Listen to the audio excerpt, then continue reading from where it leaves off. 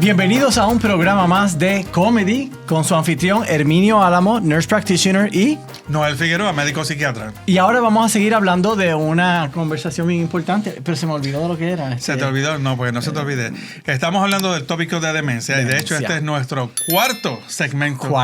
Y van a ser 5 segmentos para que lo tengan en mente, donde vamos a hablar de demencia. Es un tópico bien amplio que afecta a millones y millones de gente y estoy seguro que afecta a la mayoría de la familia en un momento dado o otro. Vamos a tener a alguien de nuestra familia con demencia y queremos que ustedes se enteren de lo que es, de cómo se trata, de cómo se diagnostica, etcétera, etcétera. Uno escoge la persona que le va a dar eso. Pues vamos a tener a alguien en nuestra familia. Y dije, wow. Uno no lo escoge, pero a la medida que los años pasan, ya en las épocas de los 80 y de los 90, la mayoría de la gente ya tienen cierto grado de demencia. Y habíamos dicho en los segmentos anteriores los tipos de demencia que existen, por ejemplo, demencia de Alzheimer's, demencia vascular, demencia de tipo que viene secundario a Parkinson's disease y otro tipo de demencia que existen y de la que hemos hablado. Ahora vamos a hablar de diagnósticos. Sí, ahora la pregunta es ¿cómo sabemos que alguien tiene demencia? Y una de las cosas que muchas veces la gente pregunta, bueno, ¿y cómo usted sabe si es un tipo de memoria, una pérdida de memoria que es normal o es más allá de lo que se espera? Y eso es a veces un poquito difícil de determinar. Yo creo que hacen tomografía computarizada, que es uno de los exámenes que hacen los neurólogos. Eso es así. Son los especialistas que se dedican particularmente en esta sesión. Bueno, sí, los neurólogos y también los psiquiatras, los dos bregan con problemas cognitivos o como por ejemplo de demencia. Una de las cosas que hemos visto a través de los años es que no solamente el tratamiento, el diagnóstico se basa en pruebas. Sí las necesitamos, mayormente para determinar si es que hay presencia de otros factores. Ya habíamos mencionado, por ejemplo, exceso de líquido en el cerebro, un tumor en el cerebro. Hay que estar seguro de que esas cosas no existan y para eso se usa pues las pruebas de tomografía computarizada, también lo que se llama MRIs o de resonancia magnética y otro tipo de pruebas radiológicas. También hay pruebas de laboratorio, donde estábamos hablando unos minutos antes de para qué se hacen las pruebas de laboratorio. Es que para descartar, por ejemplo, ciertas enfermedades, como habíamos dicho, hipotiroidismo y también donde veremos a ver si la persona tiene deficiencia de B12, de ácido fólico, etcétera, etcétera. Muchas veces se hacen laboratorios y pruebas para descartar que haya posibilidades de un tipo de enfermedad que pueda causar problemas de la memoria, pero que no sea necesariamente demencia y que se pueda remediar. De hecho, se corrige la B12, se corrige la tiroides y la persona está bien. Eso es correcto. Existe la posibilidad de que sea reversible y eso es lo más importante. Y también existe la posibilidad de que tenga deficiencia y que tenga demencia también. Eso es correcto, eso es así. De hecho, hay ciertas pruebas nuevas ahora donde se usan tipos de lo que se llaman PET scan, donde se están detectando las sustancias, por ejemplo, en cuestión de Alzheimer's, se pueden, la prueba enseña dónde hay depósitos de lo que llaman la proteína de tau y de las neurofibrillas que también existen en los pacientes que tienen demencia de Alzheimer's. Si existe la proteína, entonces es que sí. Hay más probabilidad de que la persona sí tenga Alzheimer's. ¿Sabes cuál es el diagnóstico cuando no lo tiene? ¿Cuál es? No tau. No está ahí. No, pero tú sabes algo. Yo siempre digo que con todo y eso, las pruebas todavía no son necesariamente contundentes, muy bien. O completamente certeras y tienes 10 puntos por la palabra contundente. ¿Tú sabes por qué? Ahora que me viene a la memoria. Quiere decir que no tengo demencia, gracias.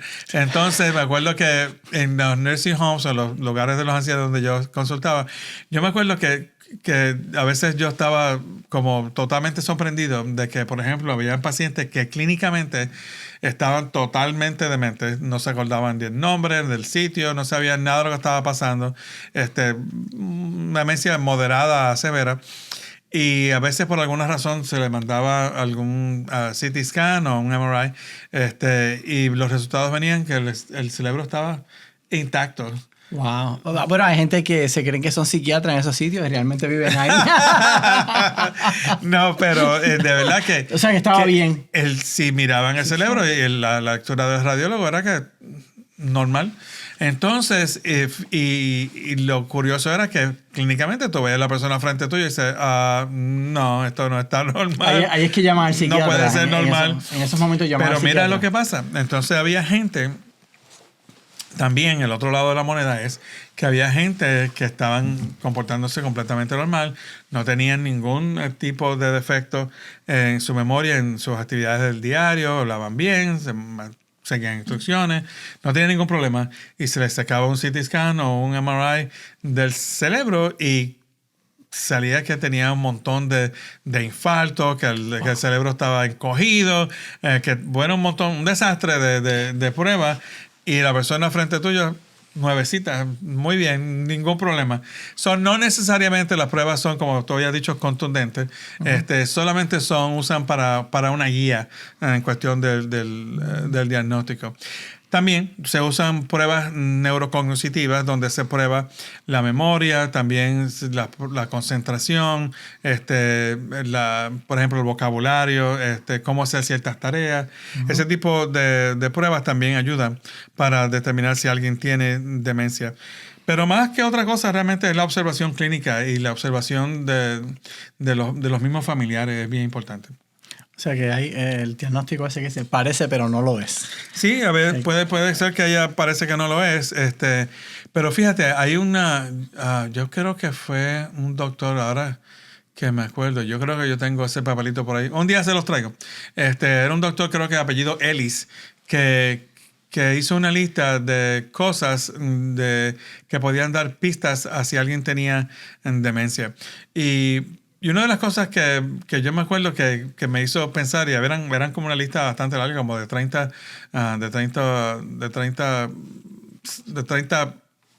Puntos. Segmentos o puntos, donde Pistas. te hacía pensar.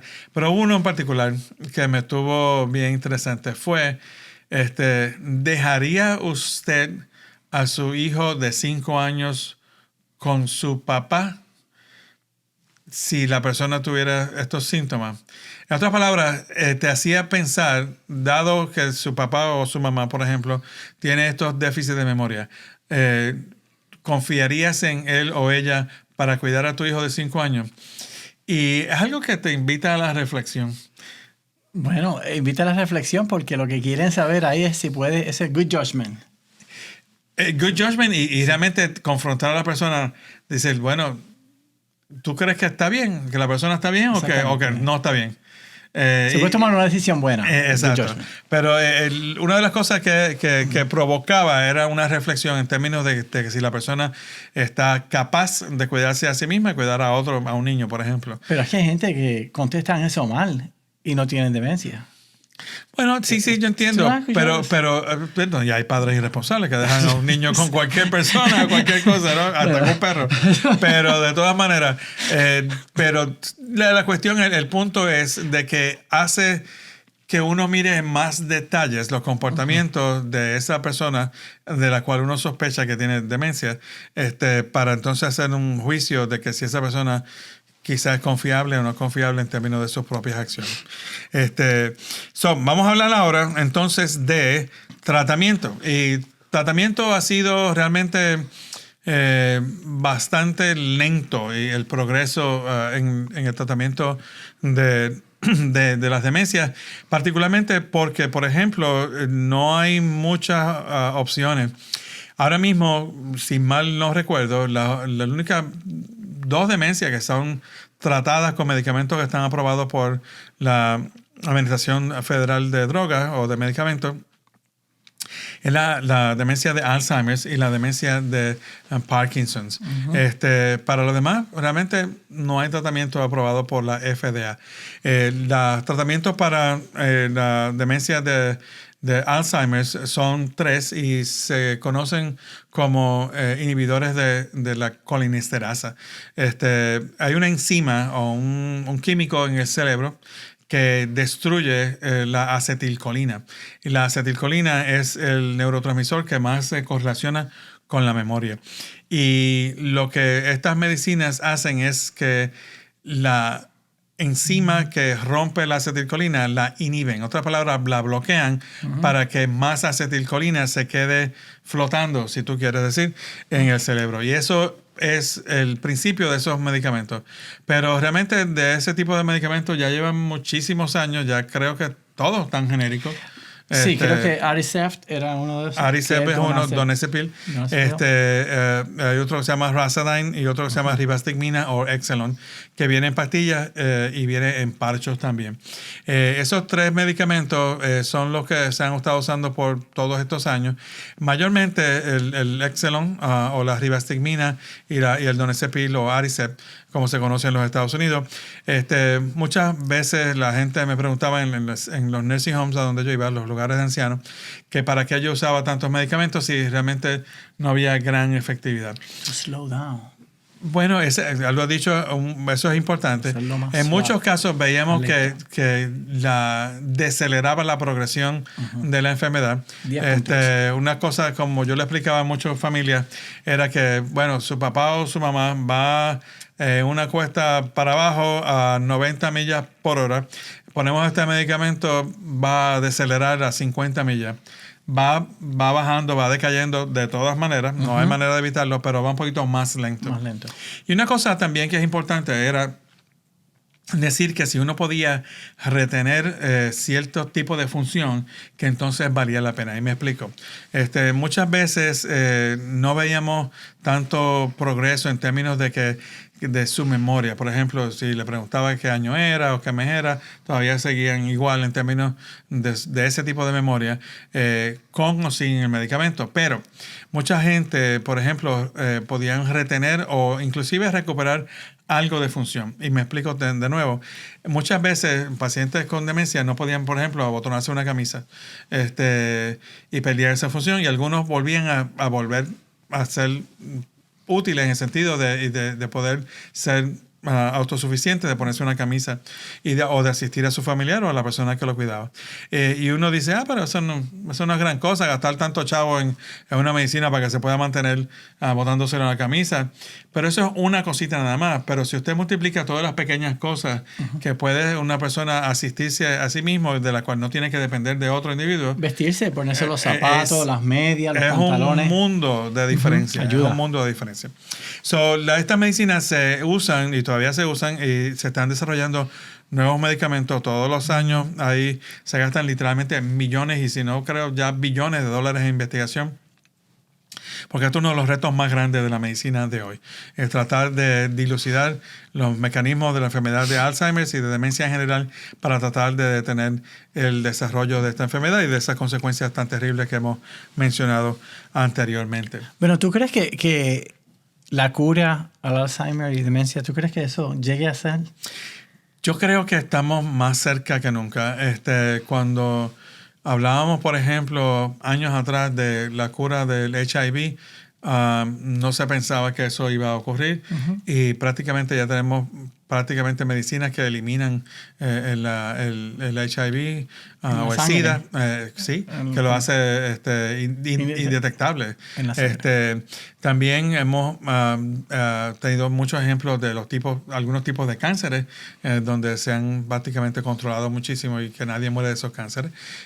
Hay, por ejemplo, la hepatitis C, por ejemplo, hay medicamentos que prácticamente erradican la hepatitis C. Yo tendría que tomar una posición optimista en términos de que yo creo que eventualmente puede lograrse mucho más con la enfermedad de Alzheimer. Y otras cosas que aparte de las medicinas son los tratamientos y las terapias, como lo que tú dijiste ahorita, terapia ocupacional, que es que le enseñan a las personas a cómo botonarse una camisa, cómo subir los pantalones, cómo botonárselo, ponerse los zapatos, amarrárselos, Eso es así. las medias, a cosas cotidianas de la casa que ayudan y que de hecho esto es bien importante porque mientras más la persona pueda hacer, ¿verdad? Entonces, más tarde en la vida, si llegan a tener una decisión de qué tipo de decisiones voy a tomar para mi papá, para mi mamá, para mi abuelo, para mi tío, eso depende de cuánto ellos hacen. Porque si es una persona activa que lo que dejan es de comer, pero están Haciendo moviéndose las y otras cosas, todo eso es lo hacen, pues eso es solamente una parte, todavía están ahí contigo. Eso es y correcto. hablan. Una de las cosas que no quería dejar pasar por alto es que hay otro medicamento también que se llama mimantina o namenda, que se usa y tiene un mecanismo de funcionamiento que es un poquito distinto, que es tiene que ver con regular la actividad del glutamato, que es otro neurotransmisor que está implicado en demencia. Y este namenda se puede usar en unión con cualquiera de los otros 3 medicamentos que hemos mencionado anteriormente. Y de hecho la combinación de los dos ha sido lo más efectivo para tratar de, como tú dices, de detener la progresión de la enfermedad y de mantener la persona a retener esas funciones que tú estabas mencionando, donde lo pueden hacer más autosuficiente y requerir menos de ese proveedor, que puede ser un hijo, la hija, un hermano, un esposo, etcétera, etcétera. Bueno, pues entonces otra es modificación en las casas, en los ruidos, la seguridad de cómo y dónde va a estar la persona. Eso es correcto. Que aparte de las terapias, pues es algo que uno tiene que tener en cuenta. Bien importante. De hecho, eso me hace recordar de que un invento que puede ser que en los últimos años salió es, por ejemplo, la alarma que se pone en las camas, donde muchos pacientes requieren asistencia para salirse de la cama, porque si no se caen. Y hay un tipo de alarma que cuando la persona se sienta y está a punto de levantarse, esa alarma suena y alerta al familiar o a la persona que lo está cuidando de que esa persona está a punto de levantarse para que salga corriendo y la aguante prácticamente para evitar una caída y unas fracturas, etcétera.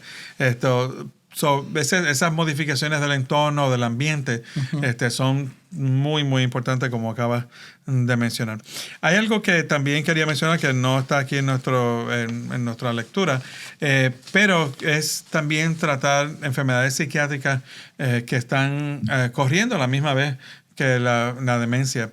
Y muchas veces no podemos olvidar que pues, en todo lo que estamos tratando en términos de medicina, que las enfermedades no ocurren en un vacío, sino que la persona que tiene diabetes puede tener hipertensión, puede tener artritis, puede tener depresión, puede tener Parkinson, puede tener todo a la misma vez.